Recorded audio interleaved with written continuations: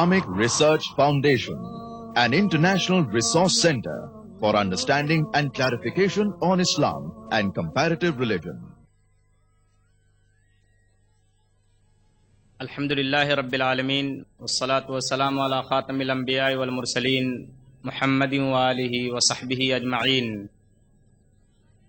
اما بعد، رب اشرح لی صدری ویسر لی امری واحلل عقدۃ من لسانی یفقہوا قولی.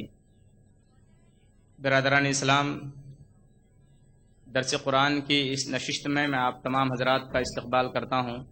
السلام علیکم ورحمۃ اللہ وبرکاتہ. درس قرآن سے متعلق جو آج صورت ہے وہ سورۃ الضحیٰ، سورہ نمبر 93 کی آخری 3 آیتیں ہیں. آئیے پہلے ہم اس صورت کی آخری 3 آیتوں کی تلاوت کرتے ہیں، اس کے بعد ان آیتوں کا ترجمہ اور اس کی تفسیر سنتے ہیں. بسم اللہ الرحمن الرحیم. اللہ کے نام سے شروع کرتا ہوں جو بڑا مہربان نہایت رحم کرنے والا ہے. فَأَمَّا الْيَتِيمَ فَلَا تَقْهَرْ، تو یتیم کے ساتھ تو بھی سختی نہ کیا کر. وَأَمَّا السَّائِلَ فَلَا تَنْهَرْ، اور نہ ہی مانگنے والوں کو ڈانٹ ڈپٹ کیا کر. وَأَمَّا بِنِعْمَةِ رَبِّكَ فَحَدِّثْ، اور اپنے رب کی نعمتوں کو بیان کرتا رہے. یہ جو اس سورت کی آخری یہ 3 آیتیں ہیں، ان 3 آیتوں میں اللہ تبارک و تعالیٰ نے حضور اکرم صلی اللہ علیہ وسلم کو 3 چیزوں کا حکم دیا ہے. آپ سن چکے ہیں کہ اللہ تبارک و تعالیٰ نے حضور اکرم صلی اللہ علیہ وسلم پر اس صورت کے اندر 3 نعمتوں کا، 3 احسانات کا ذکر کیا ہے. سب سے پہلا احسان اللہ کا حضور اکرم صلی اللہ علیہ وسلم پر یہ تھا کہ اللہ نے کہا الم یجد کا یتیمن فآوا، کہ کیا تجھ کو اس نے یتیم نہیں پایا پھر اس نے تجھ کو ٹھکانہ دیا. یعنی اللہ نے تجھ کو پناہ دی اس حال میں جب کہ تم یتیم تھے. تمہاری کوئی پرورش کرنے والا، تمہاری نگرانی کرنے والا، تمہاری دیکھ بھال کرنے والا بظاہر کوئی نہیں تھا. میں نے ہی تیرے دادا کے دل میں تیری محبت ڈالی اور میں نے ہی تیرے چچا کے دل میں تیری محبت ڈالی. تو سب سے پہلا جو احسان ہے اللہ کا، اس کے بارے میں اللہ تبارک و تعالی حضور اکرم صلی اللہ علیہ وسلم کو حکم دے رہے ہیں کہ فَأَمَّا الْيَتِيمَ فَلَا تَقْهَرْ، کہ جس طریقے سے ہم نے تیری یتیمی کی حالت میں، اس حال میں کہ جب تم یتیم تھے اور یتیم پیدا ہوئے تھے، میں نے تمہیں پناہ دی اور تیری نگرانی کی اور تمہاری دیکھ بھال کی، تمہاری پرورش کی، ہر طریقے سے تم کو ٹھکانہ دیا، تم کو پناہ دی. تو تم بھی یتیموں کے ساتھ اچھا سلوک کرو، ان کے ساتھ ہرگز برا سلوک نہ کرنا، ان کے ساتھ کبھی بھی سختی کے ساتھ مت پیش آنا. یہ اللہ تبارک و تعالی کا حکم ہے حضور اکرم صلی اللہ علیہ وسلم کے لیے، اس انعام کے بدلے میں، اس احسان کے بدلے میں، اس نعمت کے بدلے میں جو اللہ تبارک و تعالیٰ نے حضور اکرم صلی اللہ علیہ وسلم پر فرمایا تھا کہ حضور اکرم صلی اللہ علیہ وسلم یتیم تھے. تو اللہ تبارک و تعالیٰ نے اس حال میں حضور اکرم صلی اللہ علیہ وسلم کی کس طریقے سے نگرانی فرمائی. تو اللہ تبارک و تعالیٰ حضور صلی اللہ علیہ وسلم سے فرما رہے ہیں کہ اس کا تقاضا یہ ہے کہ آپ بھی کسی یتیم کے ساتھ برا سلوک نہ کریں، ان کے اوپر زیادتی اور سختی نہ کریں، ان کو ڈانٹیں نہیں، ان کو برا نہ کہیں. یہاں ایک سوال پیدا ہوتا ہے کہ یہ حکم ڈائریکٹ حضور اکرم صلی اللہ علیہ وسلم کو دیا جا رہا ہے براہ راست، تو ظاہر بات ہے اس حکم کے مخاطب حضور اکرم صلی اللہ علیہ وسلم ہی ہیں. تو کیا اس آیت کا یہ مطلب ہے کہ حضور اکرم صلی اللہ علیہ وسلم نے کبھی کسی یتیم کو برا کہا ہو؟ کیا اس آیت کا یہ مطلب ہے کہ حضور اکرم صلی اللہ علیہ وسلم نے کسی یتیم کا مال ہڑپ کیا تھا؟ کیا اس آیت کا مطلب یہ ہے کہ حضور اکرم صلی اللہ علیہ وسلم نے کسی یتیم پر زیادتی کی تھی، ظلم کیا تھا، اس کے ساتھ ناانصافی کی تھی، جس کی وجہ سے اللہ تبارک و تعالیٰ یہ حکم دے رہے ہیں کہ محمد تم کسی یتیم کے ساتھ زیادتی نہ کرو؟ کیا یہ آیت کا مطلب یہی ہے؟ نہیں، آیت کا مطلب یہ نہیں ہے کہ نعوذ باللہ حضور اکرم صلی اللہ علیہ وسلم نے کسی یتیم کے ساتھ زیادتی کی تھی، ظلم کیا تھا، ناانصافی کی تھی، یا اس کے مال کو ہڑپ کیا تھا. نہیں، بلکہ اللہ تبارک و تعالی اصل قریش کے ان طاقتور اور گھمنڈی لوگوں کو تنبیہ کرنا چاہتے ہیں، ڈانٹنا چاہتے ہیں، جو اپنے معاشرے کے، اپنی سوسائٹی کے یتیم لوگوں کے ساتھ برا سلوک کرتے تھے، ان کے مال کو ہڑپ کر جاتے تھے، ان کے ساتھ زیادتیاں کرتے تھے، اور ہر یتیم شخص ان کے ہاں حقیر اور چھوٹا سمجھا جاتا تھا، اور اس کی کوئی ویلیو اور اہمیت نہیں سوسائٹی کے اندر. تو حضور اکرم صلی اللہ علیہ وسلم کو بظاہر یہ خطاب حضور اکرم صلی اللہ علیہ وسلم سے ہے، لیکن حضور اکرم صلی اللہ علیہ وسلم کے واسطے سے ہر قرآن کا پڑھنے والا اس کا مخاطب ہے کہ کوئی بھی یتیم کے ساتھ برا سلوک نہ کرے. اور آگے آخر میں حضور اکرم صلی اللہ علیہ وسلم سے یہ بھی کہا جا رہا ہے کہ محمد، چاہے قریش کے لوگ یا دنیا کے لوگ یتیموں کے ساتھ کچھ بھی سلوک کریں، کوئی بھی رویہ اختیار کریں، بہرحال آپ کو یتیم کے حق کی حفاظت کرنی ہے. ہر حال میں آپ کو یتیم کے ساتھ اچھا سلوک کرنا ہے، اس کے حق کو دبانا نہیں ہے. چنانچہ صحیح مسلم کے اندر یتیم کی فضیلت میں، ان کی بزرگی اور بڑائی میں حضور اکرم صلی اللہ علیہ وسلم نے کیا کچھ فرما رکھا ہے، آپ سنیے. صحیح مسلم حدیث نمبر 7469 کے اندر نبی کریم صلی اللہ علیہ وسلم فرماتے ہیں کہ کافل الیتیم لہو او لغیرہ انا وہو کہاتین فی الجنہ، کہ یتیم کی کفالت کرنے والا، یتیم کی نگرانی اور دیکھ بھال کرنے والا،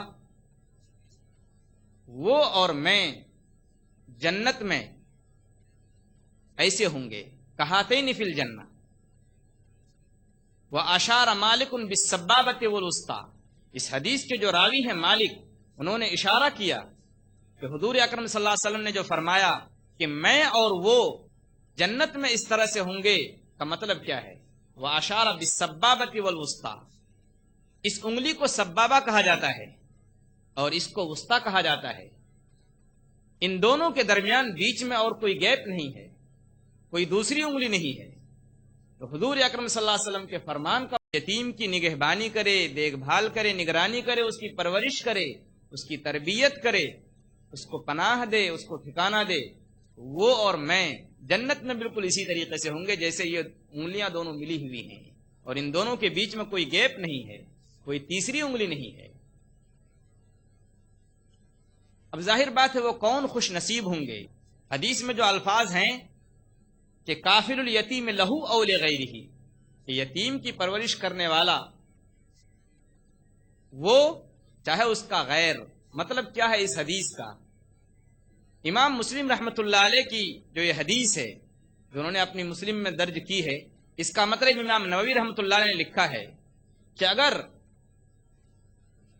دادا اپنے یتیم پوتے کی پرورش کرتا ہے تو وہ بھی اس بشارت اور خوشخبری کا مستحق ہے. ایک ماں اپنے یتیم بچے کی پرورش کرتی ہے، ماں کی موجودگی میں بھی بچہ یتیم ہو سکتا ہے. جب باپ مر جائے تب بچہ یتیم کہلاتا ہے. اگر ماں اپنے یتیم بچے کی پرورش کرتی ہے تو وہ بھی اس بشارت کی مستحق ہے. اسی طریقے سے انہوں نے کئی نام گنائے ہیں، جیسے دادا، ماں، اس کے ساتھ ماموں، چچا، اس کے علاوہ خالہ. یہ سارے رشتہ دار ایسے ہیں جن کو اللہ کے رسول صلی اللہ علیہ وسلم نے اس بات کی خوشخبری دی ہے کہ اگر انہوں نے کسی یتیم کی پرورش کی، دیکھ بھال کی، تو جنت میں وہ میرے ساتھ ہوں گے. تو حضور اکرم صلی اللہ علیہ وسلم کو جو بظاہر یہاں ڈانٹا گیا ہے، بظاہر ایک ڈانٹ ہے کہ فَأَمَّا الْيَتِيمَ فَلَا تَقْهَرْ، یتیم کو تم ڈانٹو مت، اس کے ساتھ ظلم مت کرو. براہ راست یہ خطاب تو حضور اکرم صلی اللہ علیہ وسلم سے ہے، لیکن آپ کے واسطے سے ہر قرآن کا پڑھنے والا اس خطاب کے اندر داخل ہے. کہ کوئی بھی مسلمان، کوئی بھی قرآن کا پڑھنے والا اور اس آیت کو سننے کے بعد ہر شخص کا عمل یہ ہونا چاہیے کہ وہ یتیم کے ساتھ کبھی برا سلوک نہ کرے، اس کے ساتھ اچھا برتاؤ کرے۔ حالی رحمت اللہ علیہ نے حضور اکرم صلی اللہ علیہ وسلم کی تعریف میں جو اشعار کہے ہیں، ان اشعار میں ایک شعر یہ بھی ہے کہ فقیروں کا ملجا، ضعیفوں کا ماوا، یتیموں کا والی، غلاموں کا مولا۔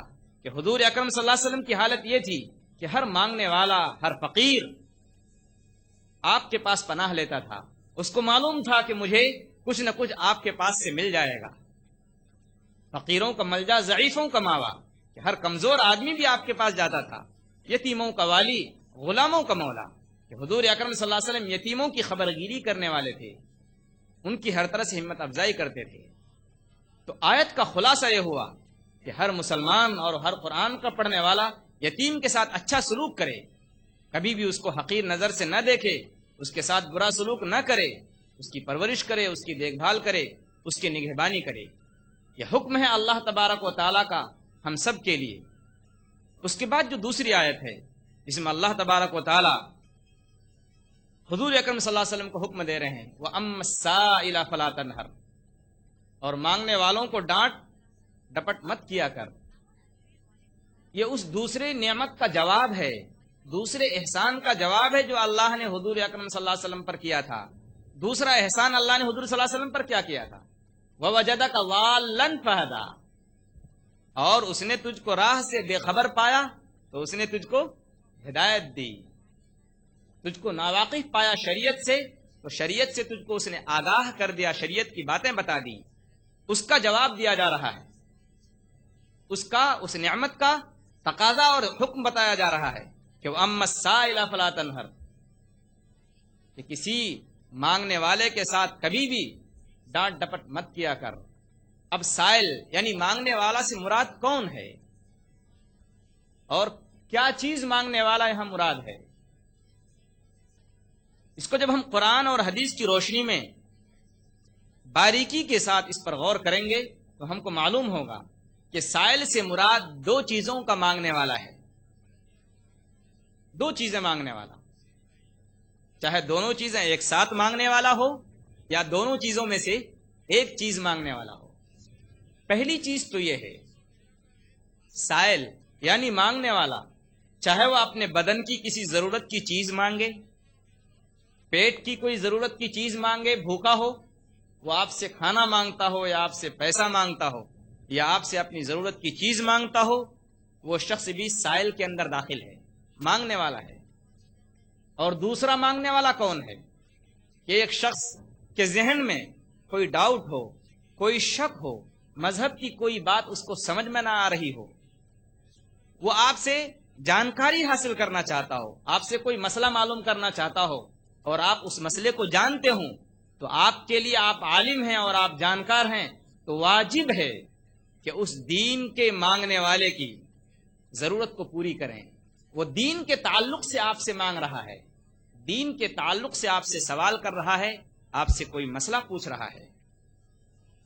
تو سائل کے اندر چاہے دنیاوی چیزوں کا سوال کرنے والا ہو، جتنا ہم سے ہو سکے، جتنا ممکن ہو، جتنا پاسبل ہو، ہم اس کی مدد کریں۔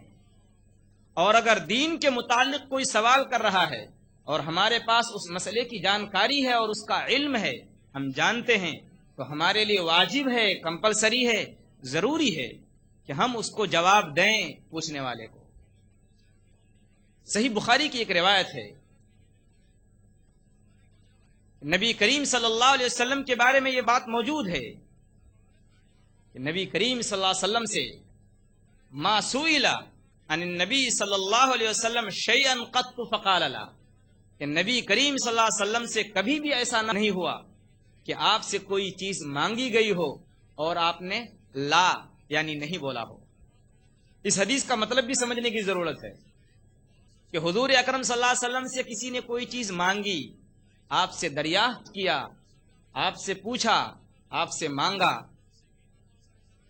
اور حضور اکرم صلی اللہ علیہ وسلم نے لا یعنی نہیں نہیں کہا، اس کا مطلب کیا ہے؟ اس کا مطلب یہ نہیں ہے کہ جو بھی حضور اکرم صلی اللہ علیہ وسلم سے کچھ بھی مانگنے کے لیے آیا اور حضور اکرم صلی اللہ علیہ وسلم نے اس کو دے ہی دیا. مطلب یہ نہیں ہے، مطلب یہ ہے کہ حضور اکرم صلی اللہ علیہ وسلم کے پاس جب کوئی شخص کوئی بات پوچھنے کے لیے آتا آپ اس کا جواب دے دیتے تھے.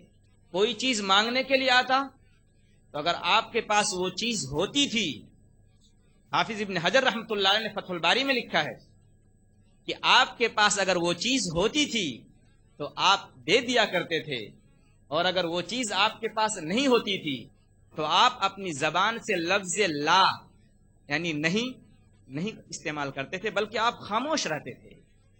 کیوں کہ ڈائریکٹ کسی کو نہ بول دینا، ڈائریکٹ کسی کو لا یعنی نو بول دینا، اس کا مطلب یہ ہے کہ آپ اس کو ہمیشہ کے لیے نا امید کر رہے ہیں. تو حضور اکرم صلی اللہ علیہ وسلم لفظ لا کبھی بھی استعمال نہیں کیا کرتے تھے، بلکہ آپ خاموش رہتے تھے اگر آپ کے پاس وہ چیز نہیں ہوتی تھی، تاکہ آئندہ وہ شخص آ سکے آپ کے پاس مانگنے کے لیے. اسی لیے ہمارے لیے بھی ضروری ہے کہ اگر ہمارے پاس کوئی چیز کوئی مانگنے کے لیے آ رہا ہے، اگر دین کا علم ہم رکھتے ہیں، کوئی مسئلہ پوچھنے کے لیے آتا ہے، تو ہمارے لیے ضروری ہے کہ ہم اس کو وہ مسئلہ بتائیں اگر ہم جانتے ہوں، واجب ہے. اور اگر ہم نہیں جانتے ہیں تو ہم اچھے الفاظ کے ساتھ اس کا جواب دے دیں کہ بھائی مجھ کو یہ مسئلہ معلوم نہیں ہے، کسی اور سے آپ پوچھ لیں. اگر کوئی آدمی کوئی چیز مانگنے کے لیے آتا ہے، کوئی فقیر ہے، کوئی قلاش ہے، کوئی مفلس ہے، کوئی محتاج ہے، کوئی ضرورت مند ہے، ہم سے کوئی چیز مانگنے کے لیے آ رہا ہے، تو اگر ہمارے پاس وہ چیز موجود نہیں ہے تو ہم اس کو اچھے الفاظ کے ساتھ اچھے لفظوں میں جواب دے دیں کہ بھائی معاف کرنا میرے پاس نہیں ہے، یا پھر خاموش رہیں، اس کو ڈانٹے نہیں، اس کو دھتکارے نہیں، کیونکہ اللہ تبارک و تعالیٰ نے ہی آپ کو امیر بنایا ہے اور اللہ ہی نے اس کو فقیر اور سائل اور مانگنے والا بنایا ہے. ایک عالم سے، ایک بہت بڑے عالم سے ایک بہت بڑے مالدار نے کہا کہ آپ کے پاس سونا چاندی ہے، دولت ہے؟ انہوں نے کہا نہیں. تب تو آپ فقیر ہیں. اس عالم نے کہا نہیں، بخانہ زر نمی دارم فقیرم ولے دارم خدائے زر امیرم. میرے گھر میں سونا چاندی تو نہیں ہے، اس اعتبار سے فقیر ہوں، لیکن سونا چاندی پیدا کرنے والا خدا موجود ہے، اس لیے میں امیر ہوں. بخانہ زر نمی دارم فقیرم ولے دارم خدائے زر امیرم.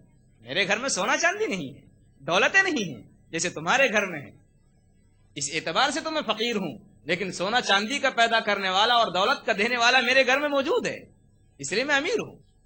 تو کوئی سائل، کوئی مانگنے والا، چاہے وہ دین کا مسئلہ معلوم کرے، دریافت کرے، آپ سے پوچھے، اگر آپ علم رکھتے ہیں تو آپ کے لیے بتانا ضروری ہے. اور اگر دنیاوی چیزوں میں سے کوئی چیز مانگنے کے لیے آپ کے پاس کوئی فقیر آ رہا ہے، اگر آپ کے پاس وہ چیز ہو تو آپ دے دیں، اور اگر نہیں ہے تو آپ اس کو خوبصورتی کے ساتھ اچھے الفاظ کے ساتھ جواب دے دیں، کیونکہ نبی کریم صلی اللہ علیہ وسلم کا یہ بھی فرمان موجود ہے.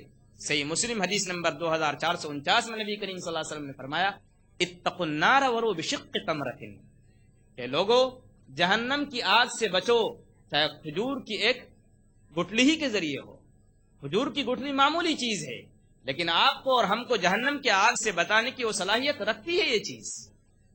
فمن لم یجد فبکلمۃ طیبۃ، اور اگر کسی شخص کے پاس کھجور کی گٹھلی نہیں ہے تو وہ اچھا لفظ تو کہہ سکتا ہے، اور ہر شخص اس کا مالک ہے، ہر شخص کے پاس منہ میں زبان ہے، وہ اچھی بات تو سامنے والے سے کہہ ہی سکتا ہے. فبکلمۃ طیبۃ، اگر کسی کے پاس کھجور کی گٹھلی جیسی چیز بھی نہیں ہے تو وہ اچھی بات کہہ کر سائل کو، مانگنے والے کو واپس کر دے. یہ حضور اکرم صلی اللہ علیہ وسلم کی ہدایت ہے ہمارے اور آپ کے لیے. اس کے بعد جو آخری آیت ہے وہ اما بنعمت ربک فحدث، اور اے محمد اپنے رب کی نعمتوں کو بیان کرتا رہے. اب ظاہر بات ہے رب کی نعمت کیا ہے؟ یہاں حضور اکرم صلی اللہ علیہ وسلم سے کہا جا رہا ہے کہ اپنے رب کی نعمتوں کو بیان کرتا رہے. اس کا مطلب کیا ہے؟ اب یہاں نعمت سے مراد علماء تفسیر نے، امام ابن کثیر، امام قرطبی اور دیگر صاحب ایسر التفاسیر اور جتنے بڑے بڑے مفسرین ہیں، ان سب لوگوں نے عام طور سے 3 مطلب بیان کیے ہیں نعمت کے. نمبر 1، نبوت کی نعمت مراد ہے کہ محمد ہم نے جو تجھ کو نبوت کی نعمت دی ہے اس کو تم بیان کرتے رہا کرو. اب اس نعمت کو کیسے بیان کیا جائے؟ یہ جو نبوت کی نعمت ہے اس کو بیان کرنے کا تقاضا کیا ہے اور اس کو کیسے بیان کیا جائے؟ اس کا تقاضا یہ ہے کہ اس کو پھیلایا جائے، لوگوں تک عام کیا جائے۔ نبوت کی جو تعلیمات ہیں آپ کو جو ہم نے دی ہیں وہ آپ عام کیجئے، اس کو لوگوں تک پہنچائیے، گھر گھر پہنچائیے، دن میں بھی، رات میں بھی، صبح بھی اور شام بھی، امیر کے پاس، غریب کے پاس، گلیوں میں، چوراہوں میں، جہاں بھی ہو۔ اس کا تقاضا یہ ہے کہ اس کو آپ عام کیجئے، اس طریقے سے آپ میری نعمتوں کو بیان کریں گے۔ اور دوسرا مطلب لیا ہے وَأَمَّا بِنِعْمَةِ رَبِّكَ فَحَدِّثْ، اور اے محمد آپ اپنے رب کی نعمتوں کو بیان کرتے رہیے، یعنی قرآن کی نعمت مراد ہے۔ ظاہر بات ہے قرآن کی نعمت بیان کرنے کا مطلب کیا ہے؟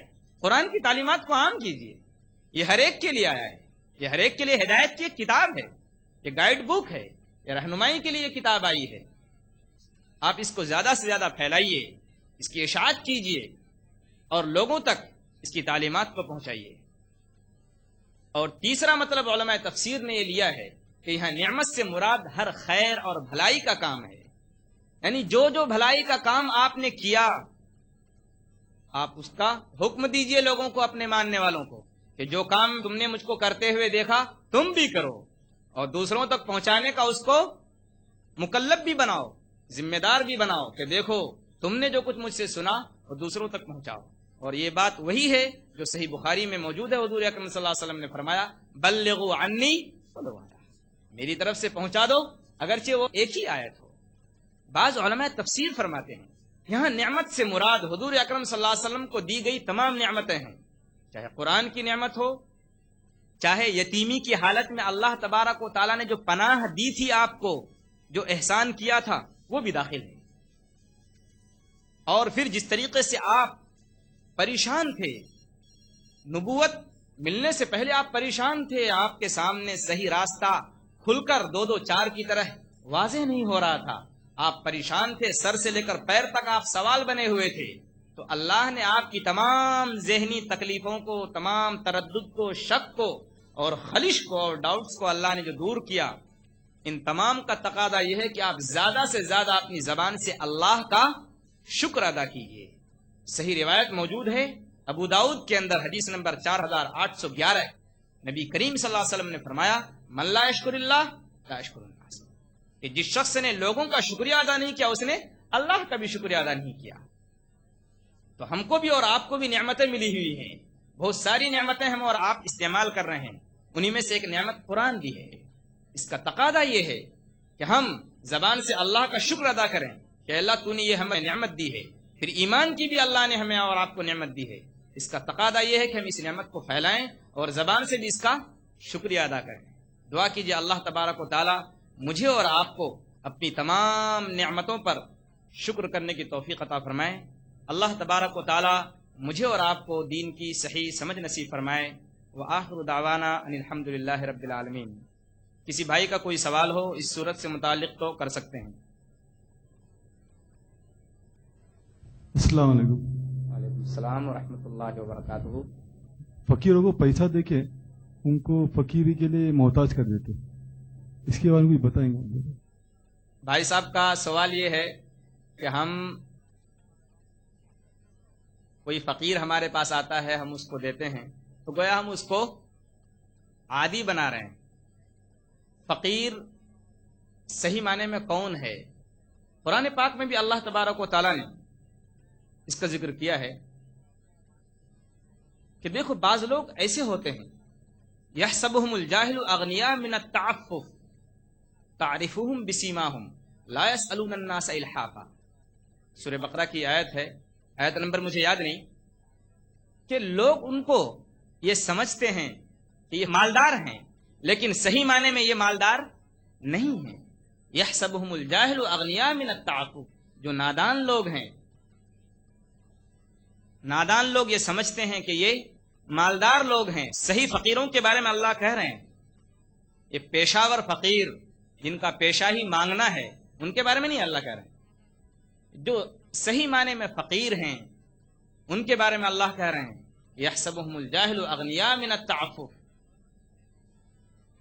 کہ جاہل لوگ، جو نادان لوگ ہیں، وہ سمجھتے ہیں کہ یہ مالدار ہیں، تعرفہم بسیماہم، ان کی پیشانیوں سے تم سمجھ سکتے ہو کہ یہ ضرورت مند ہے. لا یسألون الناس الحافا، یہ لوگوں سے لپٹ کر نہیں مانگتے. یہ نہیں کہ اب ہاتھ بھی جوڑ رہے ہیں اور پیر بھی پکڑ رہے ہیں کہ نہیں آپ ہم کو دے ہی دیجئے. یہ ایسے لوگ نہیں ہیں. کیوں؟ یہ پاک دامن لوگ ہیں. یہ چاہتے یہ ہیں کہ ہماری غریبی کا اظہار نہ ہو، لوگوں کے سامنے ہماری غریبی ظاہر نہ ہو. وہ بھوکوں رہیں گے لیکن اپنی بھوک کو، اپنی غربت کو وہ لوگوں کے سامنے ظاہر نہیں کریں گے. لیکن اس کا مطلب یہ نہیں ہے کہ آپ یتیم کے بارے میں یا کسی فقیر کے بارے میں خبر گیری بھی نہ کریں، معلوم بھی نہ کریں کہ ہمارے پڑوس میں کون سا غریب ایسا ہے کہ جس کے گھر چولہا نہیں جلا ہے، جس کے گھر میں فاقے کی تیاری ہو رہی ہے. یہ ہماری اور آپ کی بحیثیت مسلم ایک ذمہ داری بنتی ہے. مجھے امید ہے کہ آپ کو اطمینان ہو گیا ہوگا. کسی اور بھائی کا کوئی سوال ہو؟ السلام علیکم. وعلیکم السلام ورحمۃ اللہ وبرکاتہ. یہ آج کل ایسا ہو گیا ہے کہ یتیموں کے نام پر کچھ لوگ یتیموں کا نام استعمال کر کے پیسہ مانگتے ہیں یا یتیموں کو لے کر بزنس کرتے ہیں. جیسے آج کل یتیم خانوں کا ہو گیا ہے، یا اگر کوئی یتیم کی پرورش کر رہا ہے تو یتیم کے نام پر پیسہ مانگتے ہیں، ایسا کچھ کرتے ہیں. تو اس کے لیے بھی بھائی صاحب نے جو سوال کیا ہے ان کے سوال کا جواب خود ان کے سوال کے اندر موجود ہے. سوال یہ کیا ہے کہ کچھ لوگ ایسے ہیں جو یتیم کے نام پر کوئی ادارہ قائم کرتے ہیں یا پھر کسی کی پرورش کرتے ہیں اور پھر لوگوں سے وصول کرتے ہیں. جب ان بعض لوگوں کو آپ جانتے ہیں کہ بعض لوگ ایسا کرتے ہیں اور ان بعض لوگوں سے آپ واقف ہیں، ظاہر بات ہے آپ دینا بند کر دیجئے، کیونکہ آپ خود کہہ رہے ہیں کہ بعض لوگ ایسے ہیں. جب آپ کو پوری جانکاری ہے کہ یہ شخص یتیم کے نام پر تجارت کر رہا ہے، بزنس کر رہا ہے، یہ ڈھونگ ہے، یہ یتیم کی کوئی پرورش نہیں کر رہا ہے، ظاہر بات ہے آپ دینے سے پرہیز کیجیے. فَإِن كُنْتَ لَا تَدْرِي فَتِلْكَ مُصِيبَةٌ وَإِن كُنْتَ تَدْرِي فَالْمُصِيبَةُ أَعْظَمُ. عربی شاعر کے شعر کا مطلب یہ ہے کہ اگر تم کوئی بات جانتے نہیں ہو تو یہ بھی مصیبت، اور جاننے کے بعد کرتے ہو تو اس سے بڑی مصیبت ہے. تو آپ جب جانتے ہیں کہ وہ یتیم کے ساتھ کھلواڑ کرتے ہیں اور ان کے نام پر لوگوں سے پیسہ وصولتے ہیں اور پھر وہ ادارہ چلاتے ہیں، تو آپ کے لیے بچنا ضروری ہے. مجھے امید ہے کہ آپ کو اطمینان ہوگا. وقت ہو چکا. وآخر دعوانا الحمدللہ رب العالمین.